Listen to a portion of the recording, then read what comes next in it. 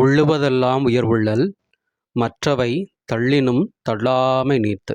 அனைவருக்கும் வணக்கம். இந்த பானகம்னு கேள்விப்பட்டிருக்கீங்களா? பானகம் அப்படிங்கிறது வந்து தென்புலத்தில் தமிழ்நாட்டோட தென் பகுதியில், குறிப்பாக திருநெல்வேலி, கன்னியாகுமரி, நாகர்கோவில், இந்த பக்கம் தூத்துக்குடி, கோயில்பட்டி, இங்கெல்லாம் வந்து பானகம், மதுரை பானகம் அப்படின்னு சொல்லிட்டு ஒரு வெயில் காலத்தில் கொடுப்பாங்க. அது குறிப்பாக வந்து கோயில் திருவிழாக்களில் வந்து பானகம் அப்படின்னு சொல்லி கொடுப்பாங்க. ஏன்னா கோயில் திருவிழா வந்து இந்த வெயில் காலத்தில் வரும். ஆடி மாதம் அப்படிங்கிறது நல்ல வெயில் வந்து உக்கிரமாக இருக்கும். அதே மாதிரி வந்து இந்த சாமி ஆடுறாங்க இல்லையா, சாமி ஆடுறவங்க விரதம் இருந்து சாமி ஆடுவாங்க. அப்போ அந்த விரதம் இருக்கிறதுனால அவங்க உடம்புல வந்து தேவையான அளவுக்கு சக்தி இருக்காது. அவங்க உடம்புல இருந்து வெளியேறிய அந்த உயிர் சத்தெல்லாம் எப்படி காப்பாற்றுறது அப்படிங்கிறதுக்காக ஒரு பானகம் தயாரித்து எல்லாருக்கும் கொடுப்பாங்க. அந்த பானகம் அப்படிங்கிறது பெரும்பாலும் வந்து புளிப்பு சுவையும் இனிப்பு சுவையும் சேர்ந்ததாக இருக்கும். அதில் எல்லா மினரல்ஸு, உயிர் சத்துக்கள் எல்லாமே இருக்கும். அந்த மாதிரி ஒரு பானகம் தயாரிப்பாங்க. குறிப்பாக என்ன பண்ணுவாங்க அப்படின்னா, புளி இருக்கு இல்லையா, புளிக்கரைசலில் பண்ணுவாங்க.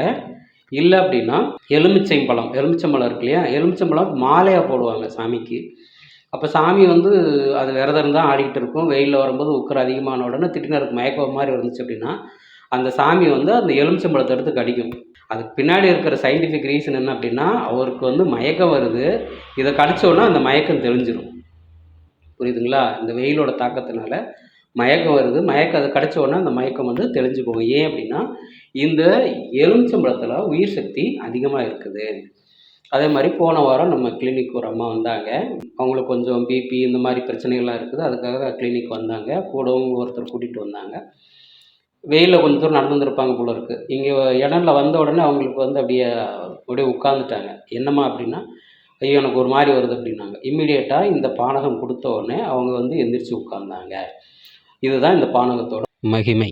அதனால் இப்போ வெயில் காலத்தில் யாராவது நீங்கள் வெளியே போகும்போது உங்களுக்கு இந்த பிபி இருக்குது, சுகர் இருக்குது, இல்லை இப்படி இருக்குது, அதெல்லாம் வெயில் வந்து அதிகமாக இருக்குது, நான் வெளியே போனால் மயங்கி விழுந்துருவேன், இந்த மாதிரி பயம் இருந்தது அப்படின்னா இந்த பானகத்தை நீங்கள் கையில் செஞ்சு எடுத்துகிட்டு போங்க. இந்த எலுமிச்சை பானகம் எப்படி செய்கிறது அப்படிங்கிறதுக்கு அதுக்கு தேவையான பொருட்கள்னு பார்த்திங்கன்னா, ஒரு 2 எலுமிச்சம்பழம், நாட்டு சர்க்கரை, தண்ணீர், தேவையான அளவுக்கு தண்ணீர். ஓகேங்களா? எத்தனை எலுமிச்சம்பழம் நான் 2 சொல்கிறேன். 2க்கு தேவையான இதுதான் இதில் இருக்குது. இதை தாண்டி உங்களுக்கு அதிகமாக தேவைப்பட்டாலும் நீங்கள் செஞ்சு எடுத்துக்கலாம். எலுமிச்சம்பழம் 2, நாட்டு சர்க்கரை ஒரு 1/2 கப்பு, தண்ணீர் 6 கப்பு போட்டுக்கோங்க. 6 கப்பு அப்படின்னா ஒன்று வந்து 150 ml அப்படின்னா கூட எத்தனை ml வரும் அப்படிங்கிறத பார்த்துக்கோங்க. கொஞ்சோண்டு சுக்கு பொடி, ஏலக்காய் தூள். ஓகேங்களா? இவ்வளோ தான் இதுக்கு தேவை.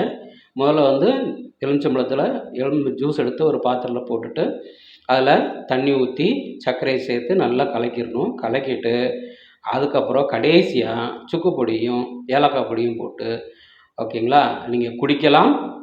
இல்லை அப்படியே ஒரு பாட்டிலில் கூட கலந்து எடுத்து வச்சுக்கலாம். தேவைப்படும் போது குடிக்கலாம். ஓகேங்களா? இந்த வெயிலுக்கு நீங்கள் வெளியே போகும்போது இந்த எலுமிச்சை பானகத்தை ஒரு முதலுதவி மாதிரி எடுத்துக்கிட்டாலும் சரி, இல்லை எப்பவும் கைவசம் வச்சுருந்தீங்கன்னா நல்லது. உயிர் காக்கும் ஒரு பானகம்.